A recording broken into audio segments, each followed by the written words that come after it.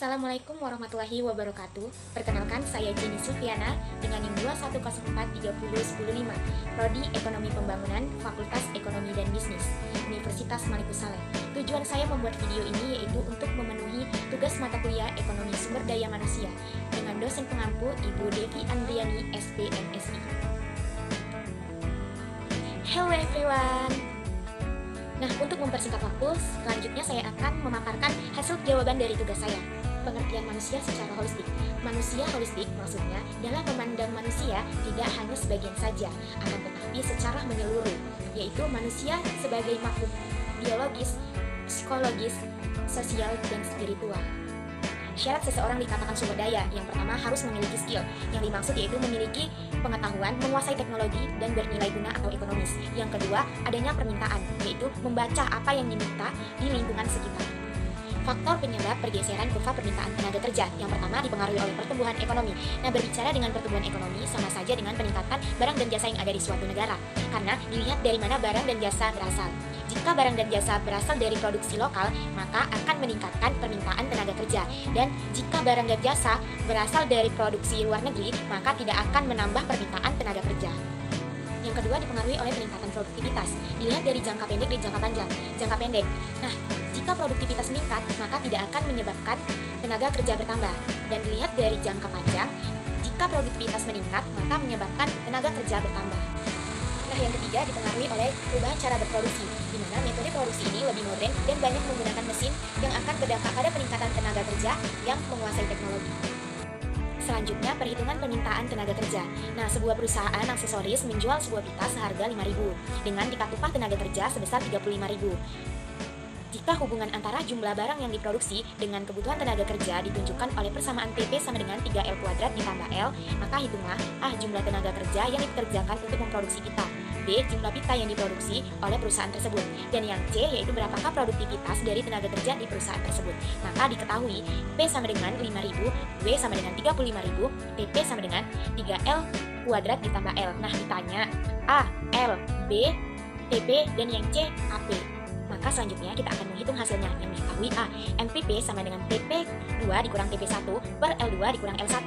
MPP sama dengan 3L kuadrat ditambah L dikurang 0 per L2 dikurang 0. MPP sama dengan 3L kuadrat per L ditambah L per L. MPP sama dengan 3L ditambah L. Nah, itu adalah sebuah persamaan pertama. Kemudian kita mencari MPP dikali P sama dengan W, yaitu 3L ditambah 1 dikali 5.000 sama dengan 35.000, yang mana hasilnya 15.000 L ditambah 5.000 sama dengan 35.000. 15.000 L sama dengan 35.000 dikurang 5.000. Nah, 15.000 L sama dengan 30.000. L sama dengan 30.000 dibagi 15 dan L sama dengan 2. TP sama dengan 3L kuadrat ditambah L. 3 dikali 2 kuadrat ditambah 2. Nah, TP sama dengan 12 ditambah 2. TP sama dengan 14. Nah, selanjutnya untuk mencari AP yaitu AP sama dengan TP bagi L. AP sama dengan 14 per 2. AP sama dengan 7. Nah, jadi kesimpulannya yaitu jumlah tenaga kerja yang dibutuhkan sebanyak 2 orang, jumlah pita yang diproduksi sebanyak 14 buah, dan rata-rata produktivitas dari tenaga kerja sebanyak 7. Selanjutnya kita akan menghitung elastisitas. Nah, jika suatu perusahaan mempekerjakan 30 orang pada tingkat upah sebesar $100 dan mempekerjakan 50 orang pada saat upahnya $50, dan interpretasi elastisitas upah terhadap permintaan tenaga kerja perusahaan tersebut.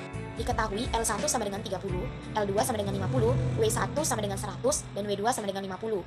Jadi rumusnya delta SR sama dengan delta ESR bagi ESR per delta W dibagi W. Nah, kemudian kita akan menghitung hasilnya, yang mana delta SR sama dengan 50 dikurang 30 dibagi 30 sama dengan 0,6 per 50 dikurang 100 dibagi 100 sama dengan 0,5. Nah, jadi hasilnya yaitu 1,2. Maka kesimpulannya, permintaan tenaga kerja di atas bersifat elastis karena memiliki elastisitas lebih dari 1 dalam nilai absolut. Mengapa kurva penawaran tenaga kerja berbentuk backward bending kurva? Karena kurva tersebut menunjukkan jumlah jam kerja sesuai keinginan mereka pada tingkat upah tertentu. Pengertian trade-off dalam bekerja. Nah, trade-off adalah situasi di mana seseorang harus membuat keputusan terhadap 2 hal atau mungkin lebih, mengorbankan salah satu aspek dengan alasan tertentu untuk memperoleh aspek lain dengan kualitas yang berbeda. Selanjutnya, faktor penyebab pergeseran kurva penawaran tenaga kerja. Yang pertama dipengaruhi oleh perubahan selera. Nah, perubahan selera Maksudnya ini kepada minat bekerja yang diukur dari cara pandang atau prestise masyarakat atau tenaga kerja khususnya dalam menilai atau memandang sesuatu fenomena atau bidang pekerjaan. Nah, yang kedua dipengaruhi oleh perubahan kesempatan alternatif, yang mana penawaran tenaga kerja pada setiap pasar tenaga kerja bergantung pada kesempatan yang tersedia di pasar tenaga kerja lainnya. Yang ketiga yaitu dipengaruhi oleh imigrasi. Nah, perpindahan pekerja dari suatu wilayah ke wilayah lain atau dari suatu negara ke negara lain merupakan penyebab nyata dari pergeseran penawaran tenaga kerja. Baik, sekian dari presentasi saya akhiri. Wassalamualaikum warahmatullahi wabarakatuh. Terima kasih.